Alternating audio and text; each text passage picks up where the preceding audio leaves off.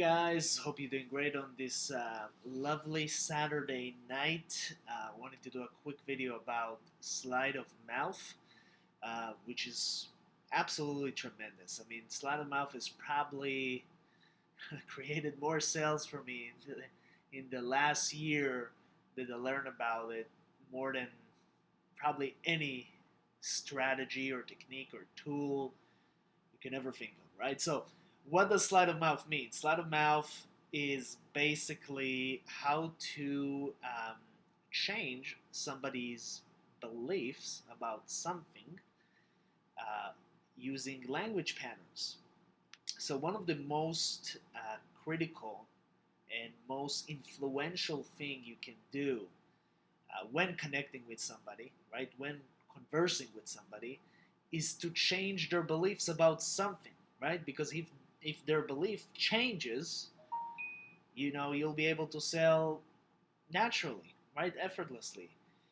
And changing beliefs is really, really critical. But also, let me tell you this skill, sleight of mouth, can be used in many, many different areas, not only sales or money, can be used in communication, dating.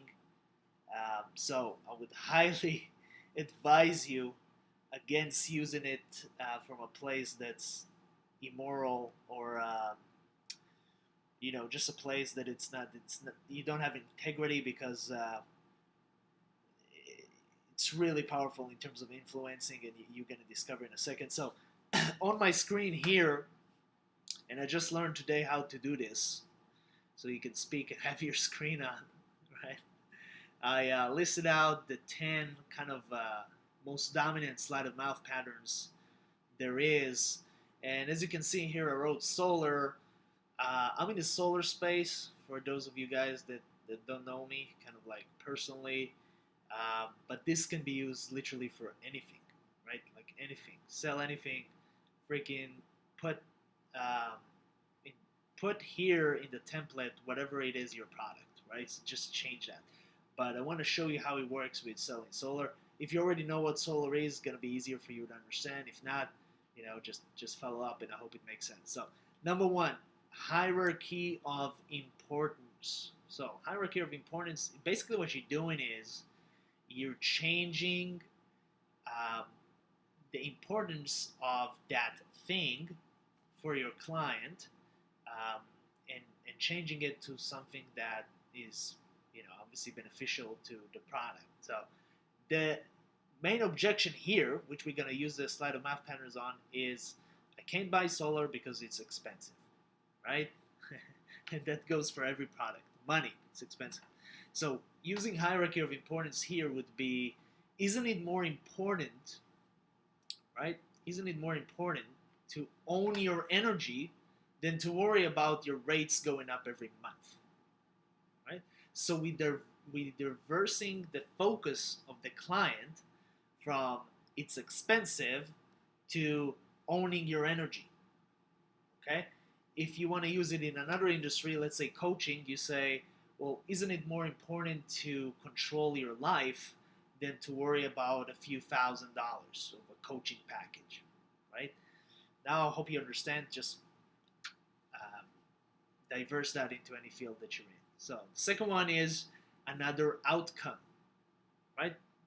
So what you want to create is a different outcome in the client's head about uh, buying your product or service. So here's how it looks like. The question isn't really about solar or about is it expensive or not. The question is, do you care about your family? Because they'll inherit a home with no power expenses, right? So the question isn't really about blank, which is their objection. The question is about blah. So now you're linking an emotional trigger in the client's mind. In this case, it's their family or their kids. And you kind of making the client look bad if he says no, because not using your product means he doesn't care about his family. Right? Very, very, very powerful. Another outcome. Third one is a metaphor. Right? A metaphor is basically a story The unconscious mind, which is really what's gonna buy, because that's the mind that makes the decisions, really, where all the beliefs are stored for the client. The unconscious mind reacts favorably to stories. Stories are incredibly powerful. So you want to shift the attention of the client to a revelation of a past client just like him that used your product and got a different result than what your client is expecting to get. So here's how it looks like. Bill, Sue, whatever the name is. I had a neighbor once who thought the exact same way. It's expensive. And after we sat down to look at the numbers, what he discovered was that he's actually in a lifelong contract with XYZ company, right? So it can be a made-up story, it can be a true story. Just make sure it's you can say it confidently, right?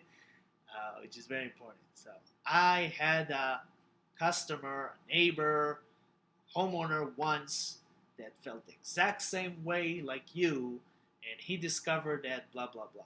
It's close to the feel, felt, found strategy, but I mean not really, because here you can actually mold the story around exactly the specific issue of the client. Okay, so that's a metaphor, super powerful. Have a couple of metaphors ready, by the way, for your products or service. That way it's going to be easier, and you don't look like a clown trying to, make a story up. Fourth, chunking down, right? So if you don't know what chunking is, I made a separate video about it. It's on my YouTube channel. You're more than welcome to check it out. Chunking down basically means you tearing the objection apart to little parts, and that is done by the question, how specifically? So in this example, how specifically does the fact that solar is expensive means that you can't buy it? You want to dissect down their beliefs, right? Really dig into their beliefs, what it means for him. And he might tell you something that you're going to be like, aha, that's how he's really thinking. That's his real objection. Now I'll just reframe that and I'm good. Okay? So that's the fourth one, chunking down. And then you have obviously chunking up, which is the opposite. So just because something is expensive doesn't mean you deserve it. What we're doing in chunking up is essentially we're kind of like exaggerating in a way. So we're putting it out there in a way that the fact that it's expensive is much less than his self-respect. So it's kind of like you're taking it up a notch, and you're changing the meaning of expensive to the fact that you don't feel like you deserve it, which is kind of like hurting his ego a little bit. Like, why don't you feel you deserve it? That brings him into like self-discovery. Like, I deserve it, right? So that's checking up. Number 6, change of belief. Wow, that's a huge one. You do it by asking the question, have you ever? So in this specific example, it's, have you ever invested in something expensive for yourself? Taking that objection of expensive, and you basically bringing him back to a time where he did do something that goes against his objection now. So he already did it, and he created a good outcome for himself by actually doing it, which then brings him back to the self-discovery, which is like, I actually have done something like that. It turned out to be good, so why wouldn't I just, do it again? Like, it makes sense. Number 7, intention.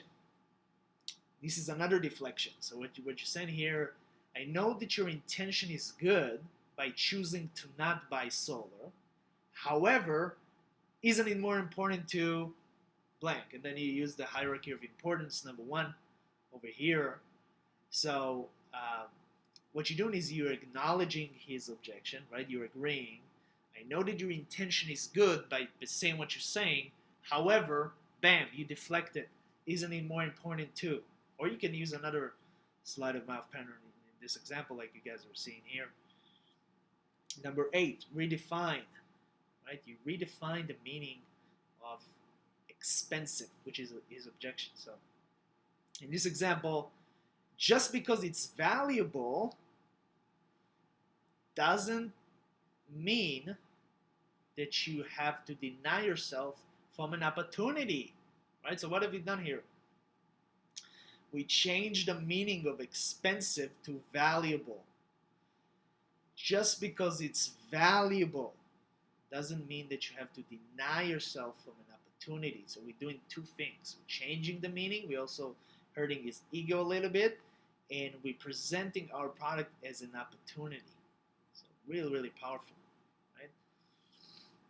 Now, number 9, model of the world.